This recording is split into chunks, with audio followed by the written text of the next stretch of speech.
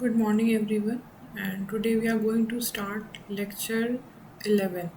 If you have not watched from lecture 1 to lecture 10, then you should definitely go and watch it so that you can have basic understanding of machine learning. Okay, so I'm really grateful to all of you for being here. So now we are moving one step closer to real machine learning by learning pandas. Pandas is a powerful library that help us work with real world datasets like CSV files, Excel sheets and more. In this video you will learn how to load data, explore it and perform basic data operations. By the end of the lecture you will be able to handle real datasets confidently. So let's get started. Okay, so what is basically pandas? Pandas is a Python library used for data handling and analysis. It is specially designed to work with structured data like tables where we have rows and columns. Pandas mainly provide two important data structures, that is series and data frame. A series is like a single column while a data frame is like a complete table. Pandas is widely used in data science and machine learning because it makes working with real world data very easy. Okay, so why do we need pandas? Okay, what is the importance of panda? In real world machine learning, data doesn't come as clean arrays. It is usually comes in the form of CSV and Excel files. Pandas make it very easy to load and work with this kind of data. It also allows us to clean data, handle missing values, and perform operations quickly.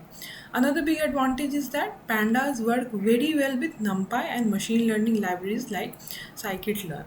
That's why pandas is one of the most important tools in any data science workflow.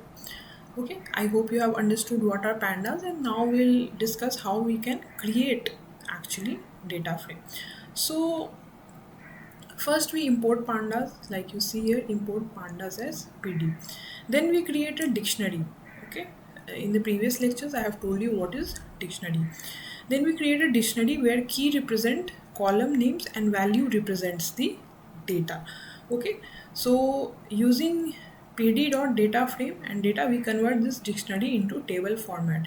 When we print it, we get a structured table with rows and column, and this is called data frame, and this is the most commonly used structure in pandas. Okay, this is how we create data frame.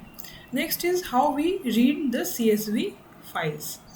Okay, in machine learning, data set is usually in the form of CSV files. It is stored in the form of CSV file. Using Panda, we can easily load a CSV file using the read underscore CSV, okay, with the name of CSV file. Once the data is loaded, we use the head function to quickly view the first 5 rows. This helps us to understand what the dataset look like before we start working on it. This step is very important, okay, and in data analysis of machine learning workflow. Now we need to understand data. Okay, so first we have head function, okay, which shows the first 5 rows, giving us a quick preview of the data. Next we have info. This tells us important details like column names, data types, and whether there are any missing value. Then we have describe. Okay, this gives us statistical information like mean, count, minimum, and maximum values. These functions are very important because they help us understand the data before applying any machine learning model. Now we'll try to understand how do we select data from the data frame.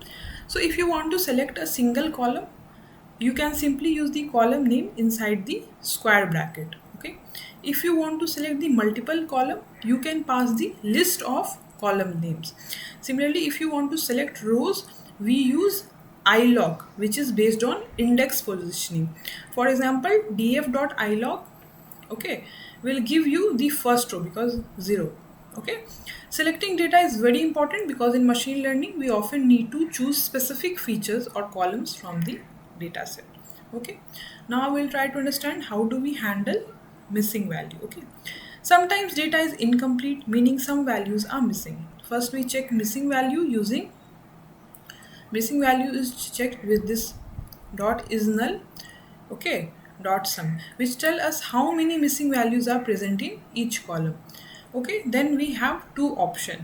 We can either remove those rows using drop na, okay, drop na, okay, and we can also fill missing value using fill na, okay. So for example, replacing them with zero or average, okay. So handling missing data is very important step before building any machine learning model, okay. So this was the basic of pandas. I hope you have now learned how pandas actually work, how you can load it, how you can explore, how you can handle missing value, okay.